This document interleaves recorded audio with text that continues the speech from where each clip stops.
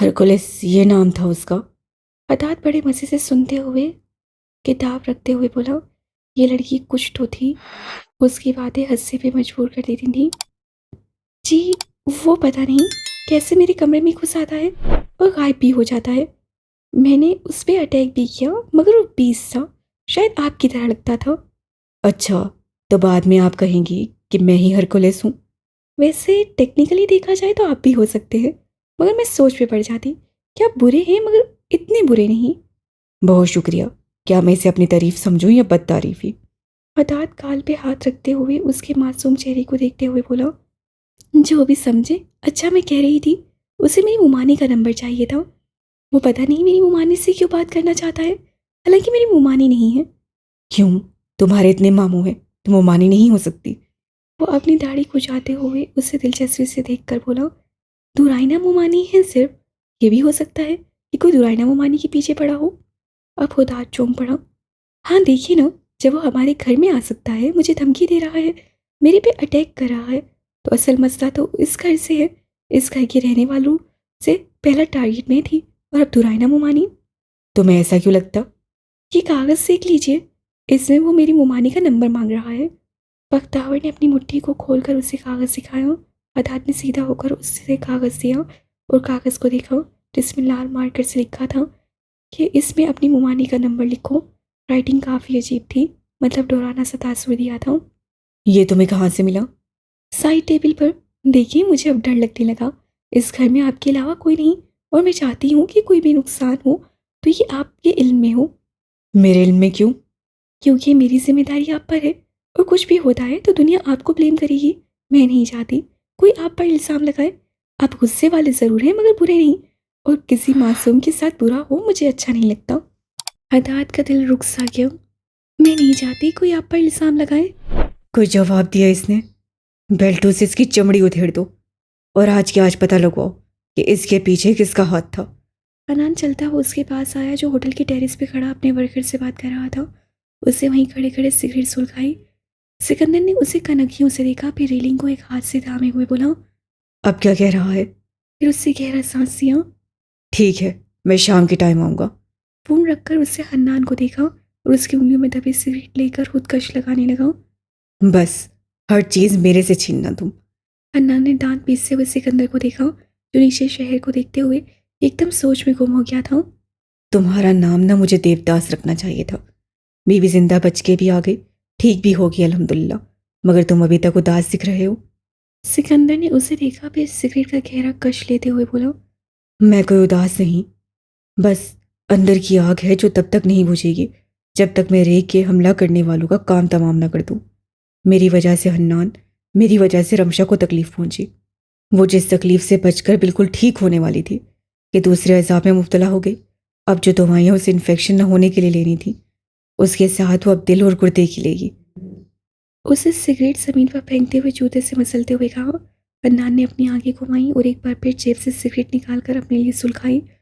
मैं तो बकवास कर चुका था कि उसका इलाज कहीं और करवा ले। रशिया में तुम दोनों फंसोगे। कम दुश्मन नहीं है सिकंदर तुम्हारे यहाँ पर।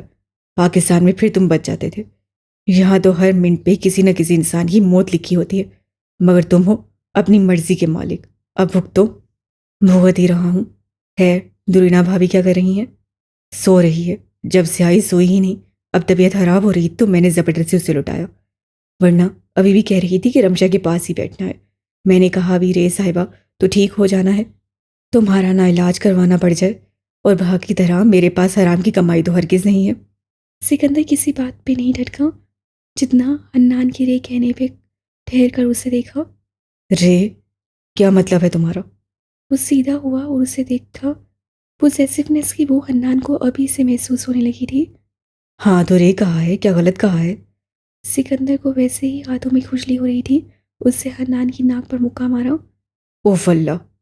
हन्नान ने अपनी नाक पे हाथ रखा। सिकंदर ने उसका गिरबान पकड़ा। उसे रे सिर्फ मैं बुला सकता हूँ। ये नाम बोलने का हक सिर्फ मुझे है। कोई और बोलने की जुर्रत करेगा तो उसकी टांगें काट कर उसके हाथों में दे दूंगा, चाहे वो मेरा जान से प्यारा दोस्त ही क्यों ना हो। सख्त लहजे में कहते हुए उससे हन्नान को छोड़ा। दाऊद! रमशा की आवाज़ पर हन्नान और सिकंदर मुड़े। रमशा उसे गुस्से से देख रही थी, और गुस्से से देखने पर उससे फ़ायदा लेते हुए दर्द से कराते हुए बोला, देखो रमशा, अपने मियाँ को कोई शर्म नहीं, कोई लिहाज नहीं, कोई भी बात करो सीधा मुंह तोड़ने पे आ जाता है। सिकंदर, आपके साथ मसला क्या है? आपका दिमाग इतना ख़राब हो गया है कि आप हन्नान भाई को मारेंगे? रमशा सीने में बाजू लपेटे माथे पे बल डाले सिकंदर को घूर रही थी। उससे नीले शिफॉन के सादा उससे नीले शिफॉन की स्याह शलवार कमीज पहनी हुई थी, जिस पे जामनी रंग के फूलों का डिज़ाइन बना हुआ था। उसका चेहरा काफ़ी कमज़ोर और पीला हो गया था। हॉस्पिटल में तो उससे 5 दिन बाद वैसे भी डिस्चार्ज हो जाना था, लेकिन सिकंदर किसी सूरत नहीं माना और रमशा को अपने होटल ले आया और यहीं डॉक्टर उसका चेकअप करते थे। इस हन्नान भाई को तो मैं बाद में देखता हूँ। तुम क्यों आई? तुम्हें आराम नहीं है? वो सीधा उसके पास आया और उसका बाजू थामा। रमशा ने अपने बाजू हल्के से छुड़वाया और हन्नान के पास आई। हन्नान भाई, आप ठीक तो हैं ना? हन्नान ने जो रुमाल से अपनी नाक से निकलते हुए खून को रोक रहा था, शरारत से सिकंदर को देखते हुए बोला, हाँ, बस नाक में तकलीफ सी हो रही है। लगता है इससे हड्डी तोड़ दी है। डॉक्टर के पास शायद जाना पड़ेगा। सिकंदर ने मुठियां भींचे उसे देखा, जबकि रमशा ने सिकंदर को गुस्से से देखा। सिकंदर, ये क्या किया आपने? एक तो आपके लिए वो अपना सब काम छोड़ कर आए और आप इनके साथ ये सलूक कर रहे हैं। मेरी मर्जी, मेरा दोस्त, मैं इसको कब्र में उतारूं, किसी को एतराज़ नहीं होना चाहिए। और तुम फौरन मेरी नज़रों से गुम हो। मेरी बीवी से हमदर्दी पिटोड़ने की ज़रूरत नहीं है। आप इन्हें छोड़ें हन्नान भाई, मैं आपको फर्स्ट एड दूं। रमशा ने सर झटकते हुए परेशानी से हन्नान को देखते हुए कहा। कोई नहीं भाभी साहिबा, नाक तो ठीक भी हो जाएगी। अगर आपसे फर्स्ट एड ली तो अल्लाह को प्यारा हो जाऊंगा। जबकि अभी अभी शादी हुई है, वो भी ढंग से कमीने ने करने नहीं दी। इंसान अगर चाहे तो सब कुछ कर सकता है। ज़्यादा मेरे पे इल्ज़ाम नहीं लगाओ और दफ़ा भी हो जाओ। आप जाएं भाई, जरा मैं इनका बंदोबस्त करूं। पता नहीं अपने आप को क्या समझते हैं, हर किसी को मारना तो इन्होंने बच्चों का खेल समझा है। रमशा ने एक नज़र सिकंदर को देखा, जो आंखें घुमाते हुए अंदर चला गया था, जबकि हन्नान हंसा। ध्यान से भाभी, जितना बाहर से बहादुर गोरिल्ला बनता है, अंदर से बिल्ली है पूरा। ये ना हो रोना शुरू हो जाए। रमशा की एकदम हंसी छूट गई। गर्दन पे अभी तक पट्टी लगी हुई थी। हंसते हुए या ज़्यादा हरकत करने से उसे थोड़ी बहुत तकलीफ होती थी। हन्नान, 2 सेकंड के अंदर यहाँ से दफ़ा हो जाओ, वरना मेरी जूती होगी और तुम्हारा सर। सिकंदर अंदर से ऊंची आवाज़ से बोला। हन्नान सर तासुब से हिलाते हुए अपनी कमरे की तरफ चल पड़ा। रमशा मुड़कर अंदर की तरफ बढ़ी तो उससे देखा सिकंदर अपनी पिस्तौल में गोलियां डाल रहा था। रमशा ने ठहर कर उसे देखा, फिर सीने पे बाजू लपेटे बोली, अब किसकी है नहीं है? सिकंदर मुड़ा तो उसे संजीदगी से देखा। रे, तुम्हारे लिए ज़्यादा देर खड़े रहना ठीक नहीं है, जाओ बेड पे। सिकंदर, मेरे पैरों का ऑपरेशन नहीं हुआ और ये क्या, आप कहीं ना कहीं निकल जाते हैं। जब वापस आते हैं तो आपकी शर्ट पे खून के धब्बे, तो कभी खून से रंगे हाथ। आप करना क्या चाह रहे हैं? रशिया आकर मेरा इलाज करवाना था, ये मजीद मुसीबत मोल लेनी थी। सिकंदर एकदम फ्रीज हो गया। वो तो समझता था रेस सो रही होती थी जब वो कमरे में दाखिल होता था। तुम उठी होती थी। अब 24 घंटे सोने से तो रही मैं, अब आप फिर कहीं जा रहे हैं? सिकंदर ने गहरा सांस लिया और कन को सामने टेबल पर रखकर उसकी तरफ आया। उसे देखने के बाद उसकी कमर के गिर्द बाजू हमाल करते हुए उसके गाल पे मौजूद घुंघराली लट को उसके कानों के पीछे किया। आप उसे ही ढूंढ रहे हैं ना, जिससे मुझे मारने की कोशिश की? रमशा उसकी आंखों में भड़कती हुई आग को अच्छी तरह समझ सकती थी। सिकंदर ने होले से सर हिलाते हुए उससे प्यार किया। किसी चीज़ के बारे में सोचने की ज़रूरत नहीं है रे, तुम बस जल्दी से ठीक हो जाओ। रमशा ने उसके बाजू पे हाथ रखा।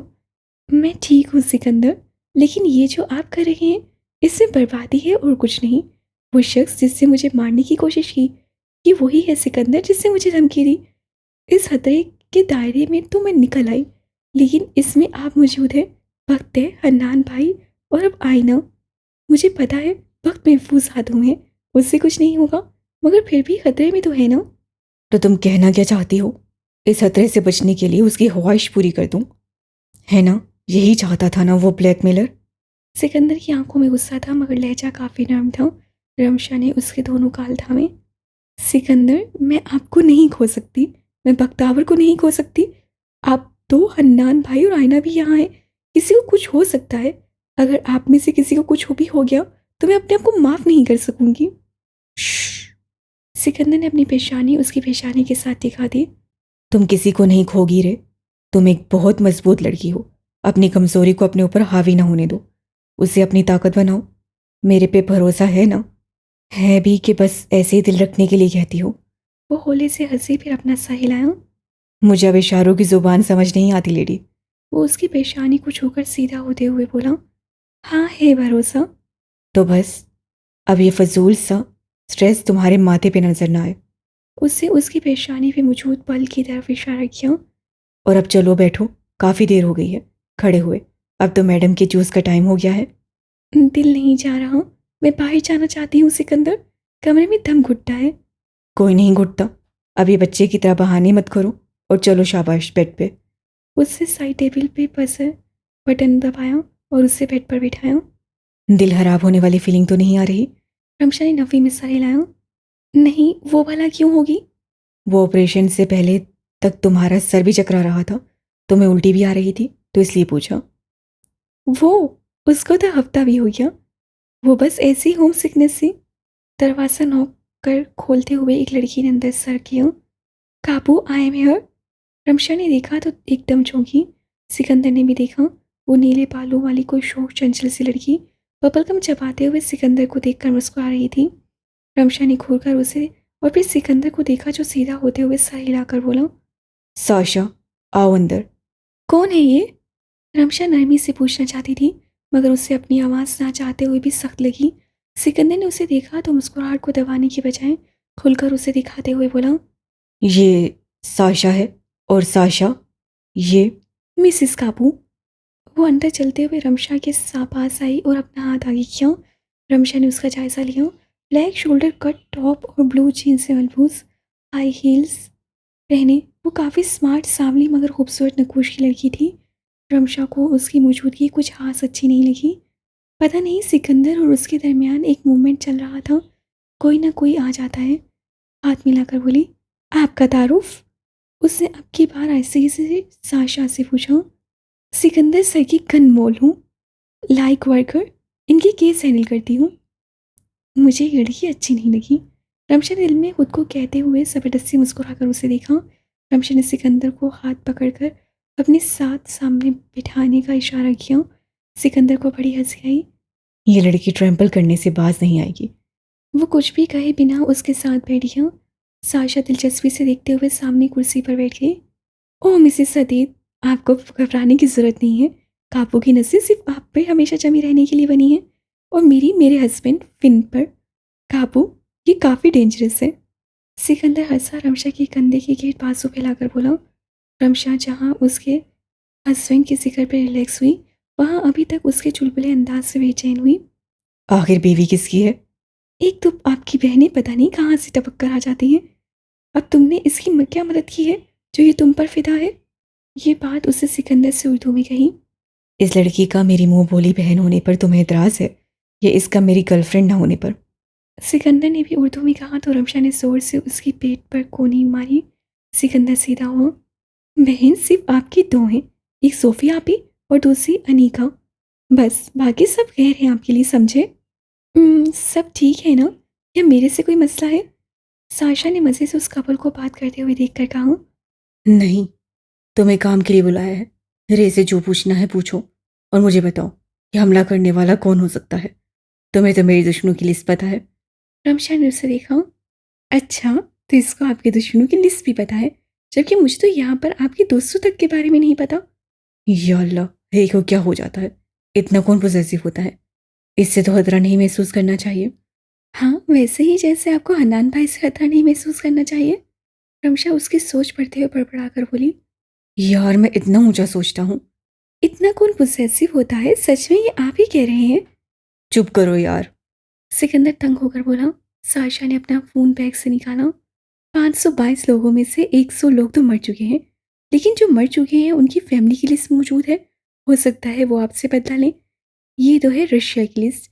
इसके बाद आपकी राइवल गैंग, यानी कि इटालियंस। हालांकि इतनी इन्वॉल्वमेंट आपकी नहीं रही उनसे, मगर फिर भी उनसे पंगा रहा है आपका। है एक सेकंड, रे मैम, क्या आपको जिस बंदे ने कॉल करके धमकी दी थी, उससे आपसे उर्दू में बात की थी कि दूसरी जुबान में? रमशा उस सिकंदर के दुश्मनों की लिस्ट पढ़ के चकरा गई। उसे सिकंदर को देखा जो मुस्कुरा कर बोला, आई नो, मैं बहुत फेमस हूँ। उर्दू में। रमशा ने तासुब से सर हिलाते हुए आहिस्ते से कहा, धमकी फारूक ने दी थी आपको या किसी और ने? दरवाजे पे नॉक हुआ। सिकंदर उठा। मैं देख कर आता हूँ, तुम इसे बता दो जो पूछती है। फिक्र मत करो, ये हमारी इलीगल ऑफिसर है। दरवाज़ा खोलकर उससे देखा, वेटर ट्रे पकड़े खड़ा था। तुम यहाँ क्या कर रहे हो? मैंने तो फीमेल स्टाफ का कहा था। सिकंदर ने उससे ट्रे ली। वेटर बेचारा घबरा गया। सर, वो मैम ने कहा था कि फीमेल स्टाफ में से कोई ना आए जब सर होटल में मौजूद हों। सिकंदर ने मुड़कर हैरत से रमशा को देखा, जब साशा को सवालों के जवाब आते रही थी। नहीं, फारूक ने बस मुझे सिकंदर की मासी की कुछ बातें बताई। अगर वो ऐसा करता तो वो शुरू में अपना नाम न बताता। ये आदमी कोई और था। उसकी आवाज़ भी काफ़ी बदली हुई थी। ये हमारे घर छुप कर घुसा था। उसने मुझ पे एक दफ़ा हमला किया था। लगता तो ऐसा है जैसे 2 बार किया हो, मगर किया एक बार था। 2 बार से क्या मुराद है आपकी? क्या पहले कभी किसी और ने आप पर अटैक किया था? वो नोटपैड पे रमशा का बयान लिख रही थी। ये लो और इसे पियो। साशा, इसे स्ट्रेस देने वाले सवाल मत पूछना। मैं ज़रा इससे निपट आऊं। ठीक है सर। अब वो काफ़ी संजीदा हो गई थी। सिकंदर कहाँ जा रहे हैं? उससे ग्लास पकड़ते हुए सिकंदर को देखा जो अपनी जैकेट उठा रहा था। प्ले स्टेशन खेलने जा रहा हूँ। Love you, bye. उससे अपनी गन तेज़ी से उठाकर जेब में डालते हुए कहा, और ये जाओ वो जाओ हो गया। जी मिसेस हदीद, आगे क्या हुआ? ये उसके पास जा रहा है ना जिसने मुझे ड्रग्स दिए थे? सॉरी मिसेस हदीद, मुझे इस बारे में बिल्कुल नहीं पता। तो आप बताएं, पहले आप पर किससे हमला किया था? सिकंदर का खास आदमी है, बख्तावर का कज़न आसिफ। आपको लगता है मेरी बात पे यकीन नहीं आया? बख्तावर उसके पीछे आते हुए बोली थी। अदान ने उसे देखा और अपनी नजरें फेर लीं। बख्तावर, तुमने कभी बिल्ली के सर पे सींग देखे हैं? उसकी अजीब सी बात पर बख्तावर एकदम चुप सी होकर रह गई। इस बात का क्या मतलब हुआ?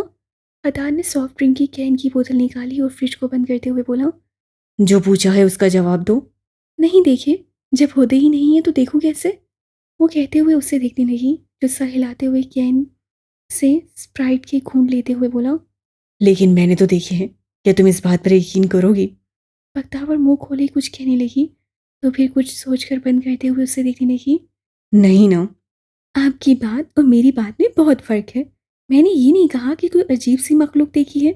एक इंसान देखा है जिससे मुझे डराने और धमकाने की कोशिश की।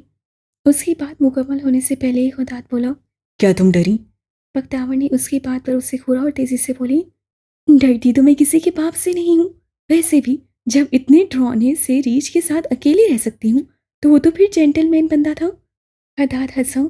तुम अच्छी स्टोरी बना लेती हो। मुझे स्क्रिप्ट देना हो सकता है तुम आगे जाकर अच्छी राइटर बन जाओ। चलें, मेरी तो वैसे भी आपको कोई परवाह नहीं है, लेकिन ये मामला आपकी भतीजी का है, सोच लें। दुरायना डीआईजी की बेटी है, एसपी की बीवी। ऊपर से मैं भी हूँ। जब हम तीनों हैं, उसे कुछ नहीं होने देंगे। अब तसल्ली हो गई आपको? ये आदमी एक बार सो जाए, इसको कंचा लाजमी करना है मैंने। ठीक है, आप ही की तसल्ली हो गई। अब मैं अपने हाजिक भाई को बुला लूँ। कम से कम वो तो मेरी बात का यकीन करेंगे और मेरे लिए सिक्योरिटी का सख्त इंतजाम करेंगे। अदात जाने लगा, जब उसकी ऊंची आवाज़ से बड़बड़ाते हुए ठहर गया। एकदम कैन पे उसके हाथों की गिरफ्त मजबूत हो गई। ये लड़की हर वक्त दूसरे मर्दों से क्यों मदद मांगती है? मुझे फोर्स भी कर सकती है, मुझे प्यार से समझा सकती है, मगर इसकी जुबान, पता नहीं बाकी सब कैसे बर्दाश्त कर लेते हैं। तो हदाद साहब, आप भी बर्दाश्त करें। देखना ये लड़की आपके साथ कैसे सीधी होगी। वो मुड़ा। बख्तावर उस तरफ आते हुए एकदम रुकी। मुझे सही से सारी बात बता सकती हो सकता है तुम जो कह रही हो वाकई ऐसा हो। देखने में तो झूठी नहीं लगती हो। क्या मतलब है इस बात का? हाँ, मैं जो इतनी देर से झूठ बोल रही थी क्या? आपसे बात करके मैंने अपना आधा घंटा बर्बाद किया। इससे अच्छा था मैं पढ़ लेती। मैंने ये नहीं कहा, बस हजम करने में वक्त लग गया। जाहिर है, जब घर में 24 घंटे मैं मौजूद रहता हूँ, वहां कोई कैसे अंदर घुस कर आ सकता है? जो भी हो जाए, इस लड़की को इसके फजूल से कजन से मदद नहीं लेने दूंगा। शक्ल से फ्रॉड लगता है मुझे। हाँ नहीं, मैं इसलिए तो आपसे हेल्प चाह रही थी। एक तो मेरी जिंदगी में इतने मसले हैं, ये हरकुलिस नामी आदमी से प्लीज जान छुड़वा दे। ऊपर से हासिक भाई को ट्यूटर का कहना है। और भी। एक मिनट, किसी को कुछ भी कहने की जरूरत नहीं है। तुम्हें जो भी मसला है मुझे बताओ। तुम्हारे सब मसले मैं हल करूंगा। ये बात अचानक ही उसके लहू से फिसली थी। साथ में उसके सभी चेहरे को देखते हुए मुस्कुराए बगैर न रह सका था। बख्तावर कुछ सोचते हुए शरारत से मुस्कुराई। सब मसले? हाँ, सब मसले। बख्तावर का दिल अचानक ही उसकी आखिरी बात पे धड़क उठा था। आपने मेघन के चेहरे पे पेस्ट्री फेंकी। माय गॉड, वाकई काबू ने आप में कुछ तो देखा था। रशिया में किसी औरत ने उस आइसक्रीम से ऊंची आवाज से बात करने की जरूरत नहीं की, और यहाँ पाकिस्तानी टाइग्रेस ने तो कमाल कर दिया। फखर है आप पर। साशा ने बकायदा रमशा को सलूट किया। रमशा ना चाहते हुए भी साशा की बात पर हंस पड़ी। मैं अमूमन ऐसे मिजाज की नहीं हूँ, लेकिन सिकंदर के मामले में पता नहीं मुझे क्या हो जाता है। साशा से बात करते हुए उससे देखा और जाना कि वो इतनी बुरी लड़की नहीं है, बस शौक और चंचल सी है और सिकंदर के लिए काम करती है। तो ना चाहते हुए भी उसकी बातों पर रिलैक्स हो गई और दोस्ताना तरीके से बात करने लगी। उसे बात करना अच्छा लग रहा था। लोगों से खुलना मिलना उसके लिए नया था, मगर ये नया चेंज उसके लिए भला था। क्योंकि काबू से आप प्यार करती हैं मिसेस हदीद, इतना शायद कोई भी नहीं करता। मेरा ख्याल है सब सिर्फ काबू की इज्जत करते हैं या उससे डरते हैं। प्यार के मामले में आप बख्तावर और हन्नान को ही मैंने पाया है। ओह, जिस बख्तावर सिकंदर से प्यार करती है उसकी तो बात अलग है। उसके लिए तो सिकंदर सब कुछ है। अगर मैं भी सिकंदर को कुछ कहूँ तो मेरे भी खिलाफ हो जाएगी, लेकिन मेरे से प्यार बेतहाशा करती है। बस मुझे उसकी बहुत फिक्र है। अकेली है वहाँ, इतना डर लग रहा है उसे कुछ हो ना जाए। उन मोहतरमा को, ओ प्लीज़ मिसेस, काबू वो शेरनी है। खैर मैं सब कुछ चेक कर चुकी हूँ। अब देखते हैं ये कौन है, लेकिन मुझे लग रहा है ये वही है जो पहले से मेरा शक था। कौन? रमशा चौंकी। सिकंदर ने जॉनसन का कृपान पकड़ा। ये मर गया और तुम गधों की तरह खड़े इसकी लाश को घूरते रहे। पता नहीं लगाया ये किसका काम है। वो धाड़ते हुए सामने पड़े उस बंदे की लाश के करीब जॉनसन को फेंका। सर मैंने। चुप। सिकंदर ने गन निकालकर पास जमीन पर शूट किया ताकि वो डर कर सीधा सीधा बताए। सर मैं किचन की तरफ गया तो किसी ने मेरे सर पे जोर से डंडा मारा। उसके बाद मुझे याद नहीं था। बस जब होश आया तो इस तरफ आकर देखा, ही इज डेड। सिकंदर ने हाथों की मुट्ठियां बनाकर होंठों पे रखा। मुझे इसकी ऐसी मौत नहीं चाहिए थी। क्या किया तुम लोगों ने? उसे गुस्से से दीवार पे मुक्का मारा, फिर हाथ को झुनझुना। इसको दफना करो और सीसीटीवी कैमरा से जितनी रिकॉर्डिंग इस वक्त तक की हुई है मुझे भेजो। सबसे कहो कि इस बिल्डिंग से कोई ना निकले जब तक मैं ना कह दूं। ये बात उसने एलेक्स से कही और फिर घूरकर जॉनसन को, जो वहां की दहशत भरी निगाहों को देखकर कांप रहा था। उसे लग रहा था कि कोई अंदर का बंदा था जिससे असल कत्ल को छुपाने के लिए इस बंदे को मार दिया। उसे जल्द से जल्द पता लगाना है। अपने ऑफिस की तरफ जाते हुए उसे साशा की ही कॉल आई। कॉल उठाकर कानों से लगाया। हेलो साशा, क्या रिपोर्ट है? मेघन है। सिकंदर के कदम रुक गए। अपनी टॉय को छेड़ते हुए वो लब दबाते हुए कुछ लम्हे के लिए चुप रहा, फिर बोला। मेघन को मेरे पास लाओ। ओके काबू। फिलहाल उसे कुछ मत करना। मुझे वो सही सलामत चाहिए। Okay sir. वो हन्नू संजीदगी से बोली। सिकंदर अपने ऑफिस का दरवाज़ा खोलकर अंदर दाखिल हुआ और बंद किया। कुछ सोचते हुए वो कुर्सी के पास आया और बैठा, फिर कुछ सोचकर उससे कॉल मिलाई। Kurt, Sikandar Hadid speaking. मैं तुम्हें कारपेंटर दिखाई देता हूँ। नहीं, दिखने में तो आप मुझे फकीर दिखाई देते हैं, लेकिन आपने कहा कि आपको सब आता है, आप सब कुछ कर सकते हैं। तो कहीं ये टूटा हुआ टेरेस का दरवाज़ा फिक्स कर सकते हैं? ये पहले ठीक था, एकदम खराब कैसे हो गया? और ये टूटे हुए शीशे की वजह बताएंगी? अदाल आगे चलते हुए दरवाजे को चेक करने लगा, जिसके शीशा टूटा हुआ था और उसका हैंडल लूज हुआ था। खराब तो सिर्फ हैंडल हुआ था, मगर मैंने सोचा सबने इसे लाइट लेना है, तो सोचा पूरा दरवाज़ा ही बदल दिया जाए। और तो ये तुम्हारा कारनामा है? अदाल सख्ती से दरवाजे को छोड़ते हुए बोला। वक्त ने लबों को दबाकर उसकी सख्त आंखों में देखते हुए आहिस्ते से सर हिलाया। तुम बचपन में कहीं गिरी थी या ये पैदाइशी दिमाग खराब है? देखिए, अब आप मेरी इंसल्ट कर रहे हैं। इससे अच्छा मैं हाजिर भाई को बुला लूं।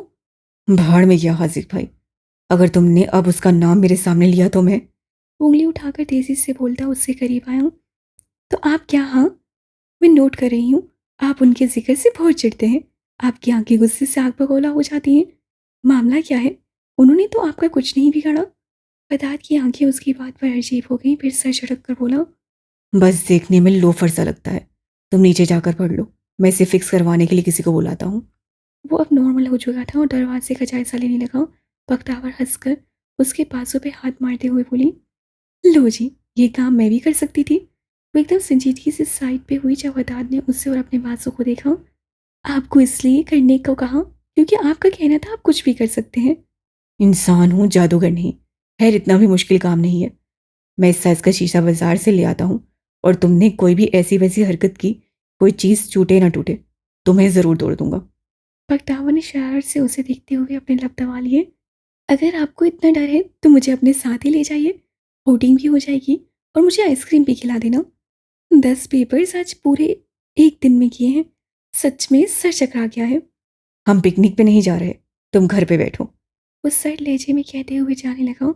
जब बख्तावर उसकी राह में हायल हो गई, अदात को रुकना पड़ा। अगर हरकुलिस आ गया तो फिर क्या करूंगी? अदात ने अपनी आंखें घुमाई। मेरी बला से उसे गोली से उड़ा देना। लेकिन मेरे पास तो गन भी नहीं है, वो इतनी मासूमियत से बोली कि हुदात के दिल को कुछ हुआ और देखने में भी उलझन हुई। चलो मेरे साथ। वो तंग आकर कहते हुए चल पड़ा। बख्तावर ने हल्की सी आवाज़ में याहू कहते हुए अपने हाथ विक्ट्री में ऊपर नीचे किए। तुम्हारी बीवी को मैंने ड्रग्स बिल्कुल भी नहीं दिए। साशा मेगन को कुर्सी से बांध चुकी थी और उसके हाथों में ब्लेड था जो मेगन की गर्दन के करीब रखा गया था। फिर भी वो बिना किसी खौफ के सिकंदर को देखकर घुर्राई। सिकंदर ब्लैक सूट में बुलबुस कुर्सी में बैठा था। मसूस उसे देखते हुए मुस्कुराया। तुम्हें पता है तुम कितनी लकी हो? जानती हो ना तुम, या मैं बताऊं कि तुम एक लड़की हो? अगर तुम्हारी जगह तुम्हारा भाई या बाप होता तो जानती भी हूं मैं क्या करता। मेगन उस खतरनाक से टेबल को देखने लगी जो दिखने में पुरसुकून दिखाई दे रहा था, लेकिन उसकी आंखें उसे जलाकर भस्म कर देना चाहती थी। वो उसकी आंखों में इतना खोई हुई थी। होश तब आया जब उसके मुंह पर कुछ आकर लगा। उसने देखा उसकी गोद में पैकेट पड़ गिरा था और पैकेट के अंदर खून में लथपथ इंसानी उंगलियां देखकर उसकी जुबान को ताले लग गए। खौफ से आंखें बंद कर ली। आंखें खोलो। सिकंदर धाड़ा था। मेरी बीवी की आंखें बंद करने वाली की आंखें खुली रहनी चाहिए। अब वो बड़े धीमे मगर खौफनाक लहजे में उससे मुखातिब हुआ। देख रही हो किसकी उंगलियां हैं? और भी बहुत कुछ था, मगर मैं नहीं चाहता कि एकदम ही तुम्हें हार्ट अटैक हो जाए, क्योंकि इतनी आसान मौत मैं तुम्हें मरने नहीं दूंगा। वो जानती थी सिकंदर का दूसरा नाम मौत था, डीमन था, डेविल था, मगर वो इतना दहशत ज़दा होगा उससे नहीं सोचा था। ओ गॉड, प्रिंसेस का दिल कांप गया।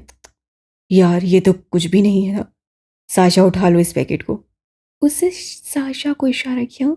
उसे दूसरे हाथ से मेकिन की गोद से पैकेट उठाया और सामने डस्टबिन में फेंका। तुम्हें इस दुनिया में सबसे ज्यादा कौन अजीज है? मेघन, जाहिर है मैं तो बिल्कुल भी नहीं हूं, क्योंकि मैं सिर्फ तुम्हारी जिद हूं, तुम्हारी अना हूं। बताओ ना। इस वक्त उसके चेहरे पे कहीं से रहम दिखाई नहीं दे रहा था। सिकंदर प्लीज, मैंने will you answer my question? Otherwise you have to face some serious consequences.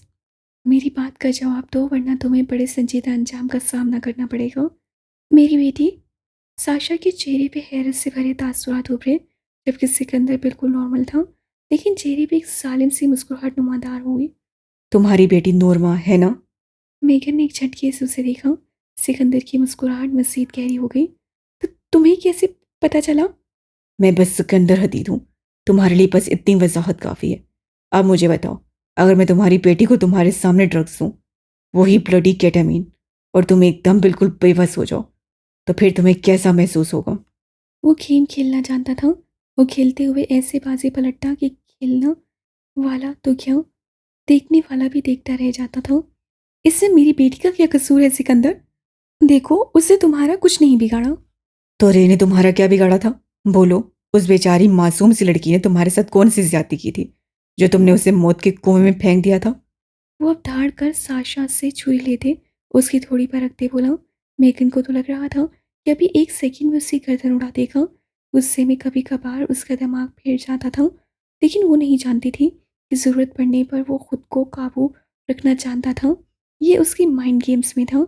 खुश लबों पे जुबान फेरते हुए बोली, उस लड़की को मासूम मत कहो। उससे तुम्हें मुझसे छीना है। तुम मेरे थे सिकंदर, सिर्फ मेरे। तुम्हें तो किसी से मोहब्बत नहीं थी, और मोहब्बत हुई भी तो सकलाती मशीन। सिकंदर उसे थप्पड़ मारना चाहता था बड़ी जोर से, मगर वो उसे हाथ नहीं लगा सकता था। ये उसके असूलों में शामिल नहीं था। उसने साशा को इशारा किया, जिसे जोरदार थप्पड़ मेकिन के मुंह पे मारा। उसने मुझे तुमसे नहीं छीना, समझी? मैं उसका अजल से था, और हमेशा से उसी का रहूंगा। मोहब्बत तो मुझे उसी से होनी थी, बीवी उससे ही मेरी बनना था, ये पहले से लिखा गया था। तो तुम्हें कैसे मैं अपना था? और वो मासूम नहीं तो कौन मासूम है? तुम। वो तमस्सुर से हंसा।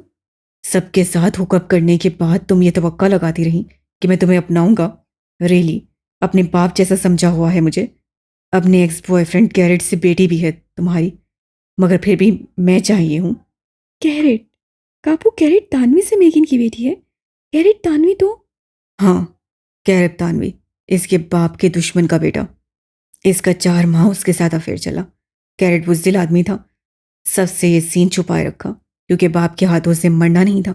मगर एक काम उसे बड़ा बहादुरी का किया था, बेटी रख ली और ये कहा कि उसकी गर्लफ्रेंड से बेटी है। ओह, तभी मैं कहूँ कि मोहतरमा उन दिनों न्यूयॉर्क क्यों चली गई थी?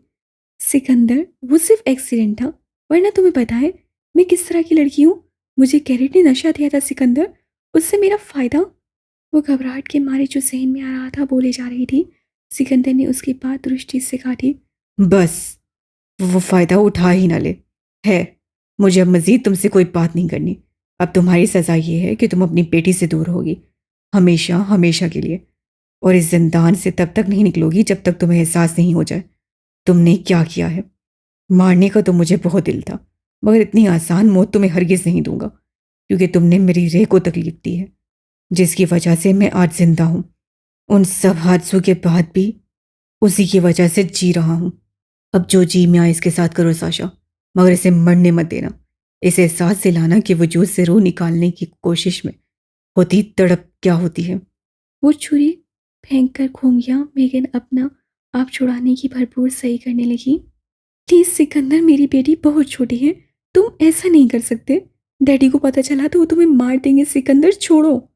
सिकंदर गहरा सांस लेते हुए आगे बढ़ने लगा। जब उसे महसूस हुआ कि आसपास कोई खड़ा है, मुड़कर देखा तो उसे सोफी सामने खड़ी नजर आई।